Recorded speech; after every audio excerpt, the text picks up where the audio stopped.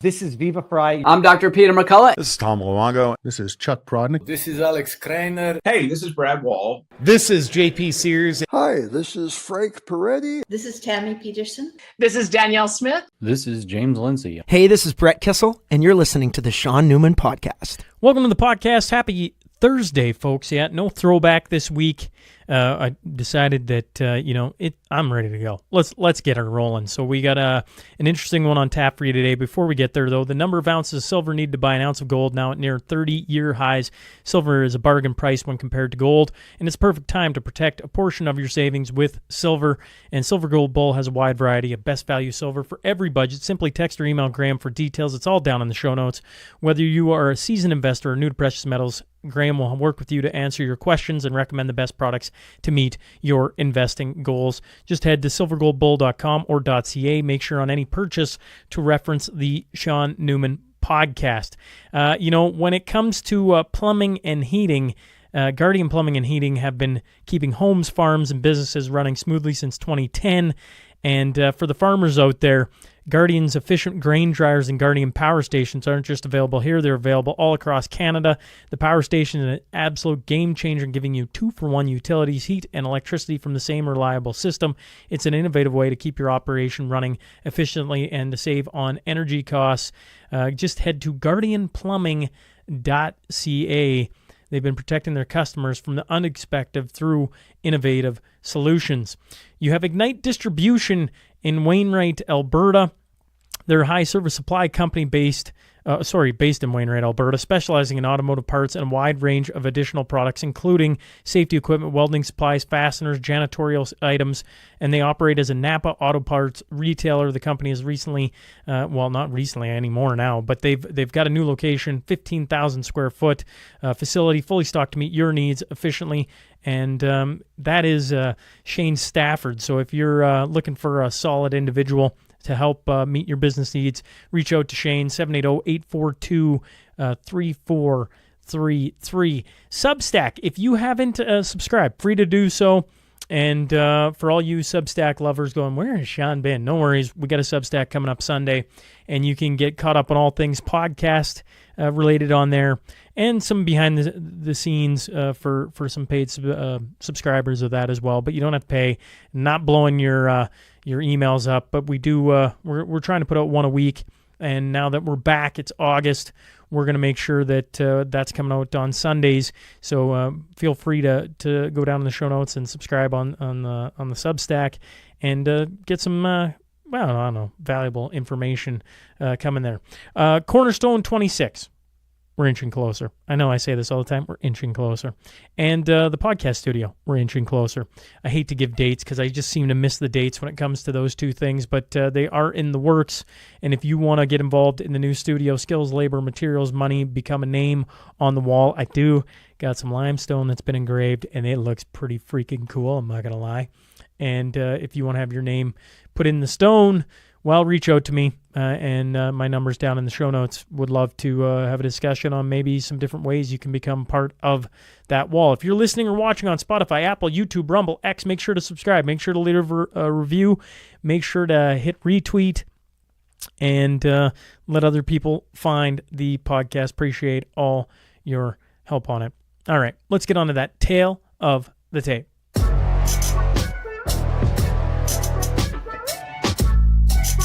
Today's guest is an American Christian singer and songwriter who founded Burn 24/7, Light a Candle, Hold the Line, and Let Us Worship movements. I'm talking about Shaun Feucht, so buckle up.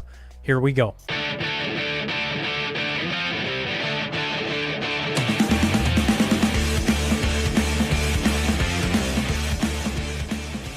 Welcome to the Shaun Newman Podcast. Today I'm joined by Shaun Feucht. I was just saying to him, I've butchered your name many a time. I'm glad I'm getting that right this time around. Thanks for joining me. Awesome. Glad to be here. For myself, the audience, just curious, like, who is Shaun? Tell us a little bit about yourself. Oh, well, I don't know where to start. I'm a dad. I got 4 kids, married to my high school sweetheart. Love Jesus. I would say more than anything, more than an artist or author or speaker or evangelist or whatever. I'd probably just consider myself more of a missionary. And that's what my parents were. That's what I've always wanted to be. And sometimes that looks like going into closed nations. Sometimes it looks like going into my own nation. Sometimes it looks like going into Canada. Just, wherever God tells us to go is where we go. And whatever he tells us to say is what we say. So, that kind of sums up a little bit of me. I just, every season looks a little bit different, but following God has definitely been a wild journey. Well, walk me through your time in Canada. I don't know how much you traveled to Canada before this, but how has your time in Canada been? Yeah, I've been coming to Canada for 20 years. So I have a long history of all across Canada, from, Nova Scotia all the way to BC. I've done ministry, worship, held conferences, done training schools, sent out missionaries, done big worship events. I have been going there for a long time. The last 3 years, we have been focused on these big outdoor worship evangelistic events called Let Us Worship.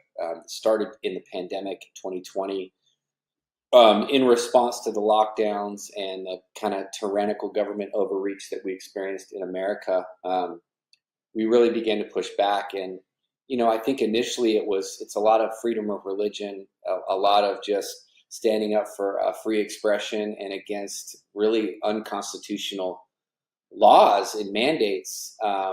However, in the midst of that, we really started to see God doing some really amazing things, and the hopelessness and the heartache and the addiction and the discouragement. And God really began to use these events, not just really to stand up against the government, but really to stand for the kingdom. And people began to get healed and baptized and saved and freed and filled with hope. And so that kind of led us to start doing that in Canada as soon as the vax mandate was dropped. We started coming, and this is our third year of bringing these types of events to Canada. The last 2 years have been really amazing. Thousands of people have shown up, incredible amount of unity and support. However, a few things happened between the last 2 years and this year. One of them was the U.S. election, which was very contentious in Canada, apparently, and this really strong anti-American sentiment that resides there now. And then just the activism. I've never experienced the level of insanity that Canada is dealing with right now, the church. And to be honest, I didn't ask for this. I didn't want this. I didn't want the controversy, but it's illuminated my eyes to the heavy anti-Christian bias. And you could call it Christophobia. You could call it persecution, the burning of many churches, the hypocrisy of the government to come after Christians to peacefully worship, while letting people of other ideologies and religions do whatever they want. It's really opened my eyes to this. It feels eerily similar to 2020, and it's been a wild journey. I don't know if I realized you mentioned coming to Canada for 20 years roughly. And then over the last 3 years, like I've never heard your name before this, and that doesn't mean anything on your side. It could just mean as much on my side. But that now you've become this, well, I don't know, in the circles I'm in, the amount of times I got sent your name over the last little bit to have you on has been something. And I'm like, well, who is this guy? Like, what's going on in your world over the last 3 years? Have you seen it change in front of your eyes then? Coming back and forth to Canada, you point out Trump being elected and that being contentious and the elbows up and everything else here in Canada. But, is that what you would put it to if you've been coming here that often? What changed this time specifically?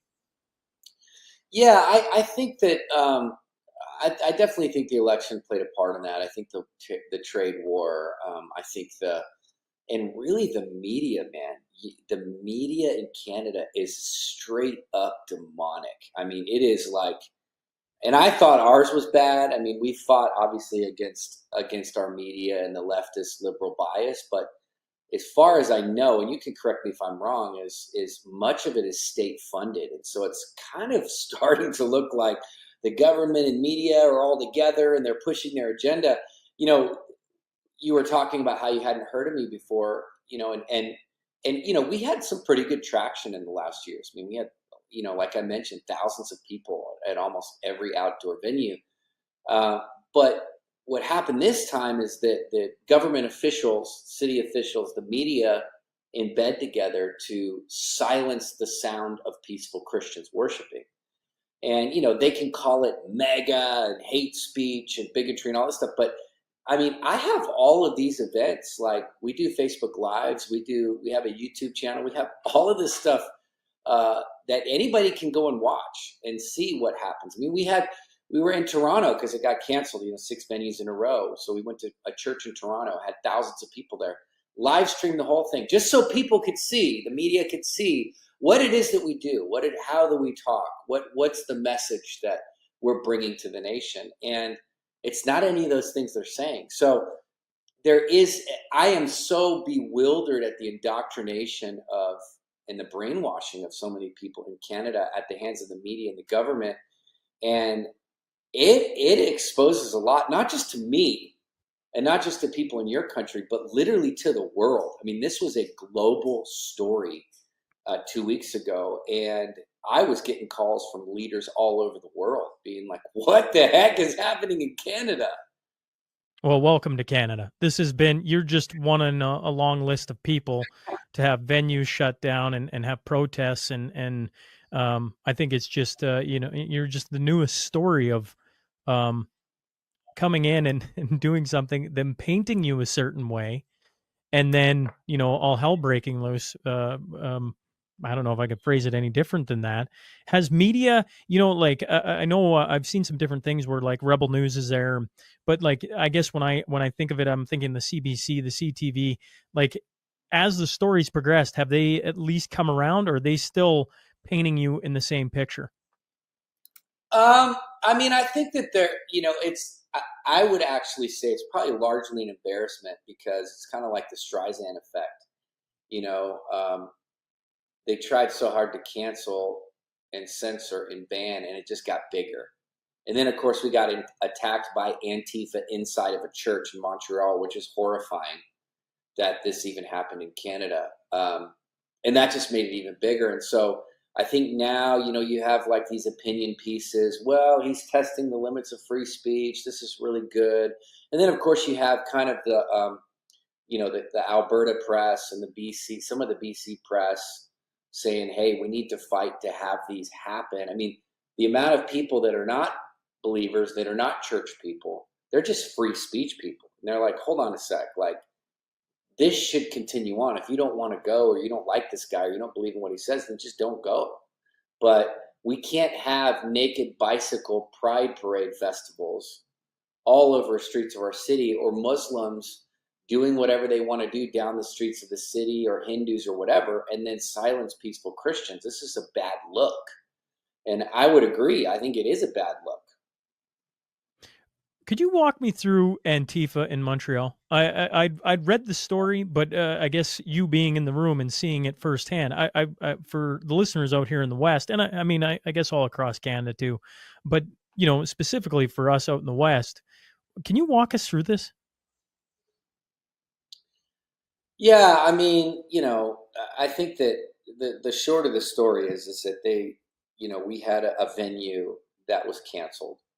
And so then a church in Montreal, which is a cathedral built in the 1930s, a beautiful building right down there in the heart of Montreal. The pastor was like, yeah, we'll host worship night. We'd love to do it. And he's a Spanish pastor, I think from Guatemala. He's been a big part of the community. They have a huge feeding kitchen where they feed the homeless, and they do outreach, and just known for that in the community. And as soon as we announced that we were going to go to that church, it was like every activist in Quebec, was up in arms. The police, and the mayor said, we can't do this. We can't allow this hate speech inside of a church. I mean, it's like, how how much more authoritarian, draconian do you have to be to want to be a mayor that stops a church service inside of a church on private property?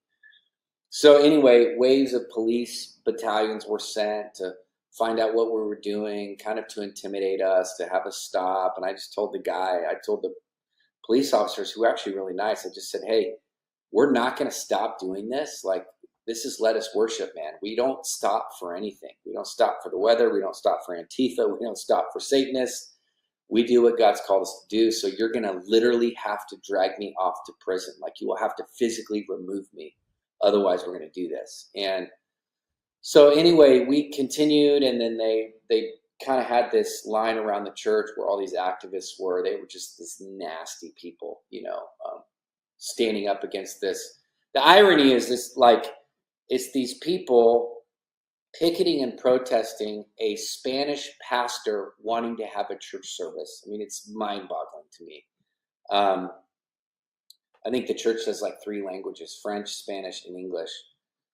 And so anyway, in the middle of this, an Antifa guy broke into the middle of the church service, threw 2 smoke bombs on the stage with the purpose of causing the fire alarms to go, well, with the purpose of intentionally harming people, obviously, but then also trying to get the smoke alarms to go off inside of the church so that everybody would have to exit out into the madness of what was outside, which was angry, yelling, screaming, profane protesters.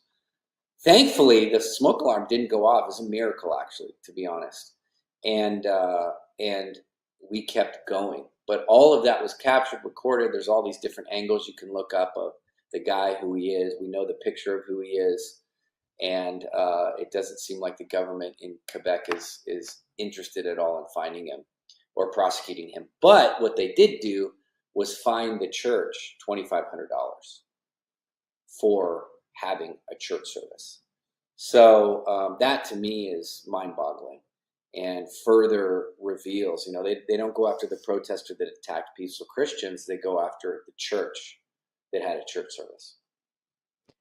In your years of going across the States and coming up to Canada and anywhere else you went, has there ever been a time where you're like, even resembles what's going on in Canada? I mean, I've been into, to Turkey, to Israel this year, to Iraq, to Mozambique, Africa, Middle East, all over the world this year. And the fiercest persecution and resistance I've faced was in Canada. So I didn't really have that on my bingo card for 2025. But hopefully that goes to show people there and your listeners just how insane it is right now. And if I can, Shaun, I was expecting you to say this compares nothing to Iraq, et cetera, et cetera. That's where my brain was going. I was like, oh yeah, it's stupid. Like, there's all these places and the persecution would be way worse. And instead you just said, no, this Canada is beyond what the rest of the world is doing right now in persecution. At least from your travels. Yeah, I mean, there to allow an to have a police presence, and then to allow a crazy activist to come and throw smoke bombs inside of a church. Like, I've been going to the Middle East for years. Like, I've never experienced this. It's kind of insane. It's mind-boggling. And I was just in northern Iraq and Kurdistan with the president up there, and he was talking about how they have such a desire to see religious liberty in that part of Iraq. They want the world to know that this is a safe place for Christians, for Jews, for whoever. You don't have that in Canada, apparently, in Quebec. In fact, Christians are targeted. And, although I didn't look for this controversy, I didn't even know that it existed. I feel like it's my duty now, having experienced it, to tell people all over the world. Because things will not change. Like, the best disinfectant is light. You got to shine light on it. And right now, the darkness in parts of Canada is mind-boggling to me. You're coming west. Can you, for anyone interested in what you're doing or where you're going, where are your travels in Canada taking you next? Yeah, so thanks for bringing that up. Yeah, we're really hoping the western leg of this tour is a little more hospitable than the eastern side. We had all 6 venues canceled in the eastern side, and I think we've had maybe 2 out of the 5 so far canceled in Western Canada. So we're coming to Winnipeg. Just pulling up my calendar here. We are coming to Winnipeg on the 20th, so 2 weeks from today, and that August 20th, and that kind of restarts our western portion. So we'll be in Winnipeg, Saskatoon, Edmonton, Kelowna, and then Abbotsford. And I believe Abbotsford has canceled at the city. However, there's a big petition that's being sent around right now, and members of parliament have signed it to reinstate the permit. Winnipeg has canceled it and doesn't really give a rip. So we're working on alternate venues there. Saskatoon is holding strong, baby. And Edmonton is holding strong. And Kelowna is holding strong. So we'll see how those end. There's something significant, though, about bringing church to the open air. And, this is something that we shouldn't need to do this to test the limits of free speech. However, in Canada, this has become a bigger deal than just a church service. Like, it's important people hear that. This has become a deal of how intolerant are the most tolerant in the government. Right? Like, this is the whole thing is we're inclusive, we're tolerant, we're all this stuff, but you're actually not, because you're letting certain groups do whatever they want and you're targeting Christians. So this is putting a test. It's a litmus test. Again, we didn't plan this. Province by province of where do you stand? Nova Scotia failed. New Brunswick failed. Quebec failed miserably. Ontario failed. So now we get to see where Manitoba, Saskatchewan, Alberta, and BC rank. So join us. It's gonna be fun. If I may, that doesn't surprise me sitting here. And I know lots of great people from out east, but if you do the scorecard on COVID, you're trending in the right with what you're saying. Manitoba would be interesting to me, because when the Freedom Convoy went through, they all talk about Manitoba because they shut down part of it, and yet some of the greatest pictures, some of the greatest stories come from that province, of the people that showed up, the amount of food that showed up, and how they found them on the highways. When you get to Edmonton, Saskatoon, I would hope they would not be shut down. I would think there would be a fever pitch if they try to. Obviously, there's a lot of freedom-minded folks sitting in the West. It does not shock me that out west, in Abbotsford, they canceled. And once again, it doesn't surprise me that Kelowna is holding strong. Kelowna has a very interesting group there that's been running all through COVID, and I would think they have their hands on making sure something like this doesn't get shut down. That's at least from this guy sitting here. Your scorecard tracks similarly to how COVID went.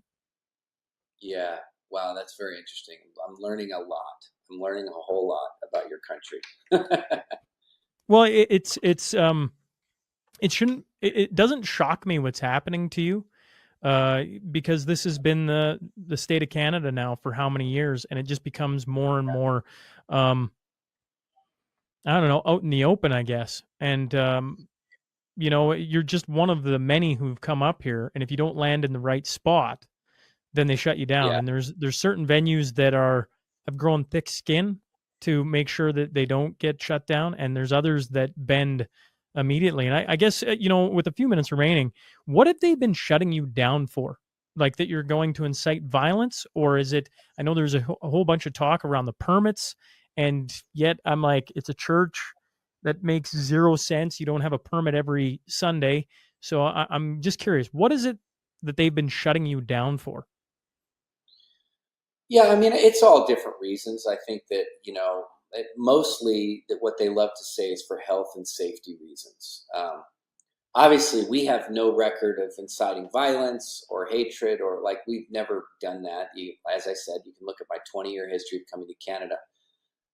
But it's the threats of violence. So they're actually shutting down a free expression of worship because of the threats of the left or activists. Now, we have a whole team of lawyers there's going to be some litigation coming province by province in response to this. And so they're going to have to go through discovery and prove these threats. My guess is they won't be able to do that. It's a total fabrication. But we'll see. And in terms of the permits, we've dotted every I, crossed every T. I mean, this is what our organization does. Like, we did 50 US capitals where we had to get permits and go through logistics and jump through government hoops. Like, we know how to do paperwork. We know how to fulfill. We know how to get insurance. We know how to get porta potties. This is what we do. So on our end, everything was perfect and crystal clear. On their end, they're trying to get around it and cancel it through vague reasons. But we know why. We know the main reason. They want to shut Christians up. They don't want the church to gather. They don't want the people of God to worship. This is an age-old thing that's been happening for 2,000 years. And so it shouldn't surprise us. They flexed these muscles in COVID. Now you have, I saw it out east today, you have the climate crisis. So now you can't go hiking. You can't go fishing. You can't even go in the woods in Nova Scotia, or you're going to get fined $25,000. Like, what? Like, at some point, people in Canada have to wake up, because this is absolute madness. And I want to do my part, because there's such amazing people in that country. I want to do my part to help. Obviously, I don't live there. I wasn't born there. My passport is American, but I deeply care about the future of that country and have so many amazing people that I know that live there. So I want to fight as much as I can. I want to help as much as I can. And we'll see what happens here on August 20th when we re-enter for the western portion. If people want to find out concert dates, everything like that, I know Edmonton is August 22nd. At least that's what I've found. Where can you point them to if they're trying to pay attention to when you come through, or if they just want to show up to show support for, free speech? I don't know. But people want to make sure that everything isn't shut down. I get where they're coming from. Where can they find all that information? Well, they could follow me on, Facebook, Instagram, X, TikTok, whatever. Just go to my name, Shaun Feucht, SeanFeucht. You can find out all the stuff there. You can also go to letusworship.us. That's kind of our main site, letusworship.us. That will have all the dates for all the upcoming events. Now, letusworship.ca, we also have that one too, letusworship.ca. And that we've converted primarily into a pledge. And so that has become a petition now that people across Canada have signed. I think we have almost 22,000 signatures on that petition. So, we would love for anybody out there that hasn't signed that, please sign that. It's going to help us in the litigation days to come. We would, Winnipeg is on the 20th, Saskatoon is on the 21st, Edmonton the 22nd, Kelowna the 23rd, and Abbotsford the 24th. You got your work cut out for you. Shaun, appreciate you hopping on and doing this, and best of luck with the rest of the lag here in Canada. Thank you.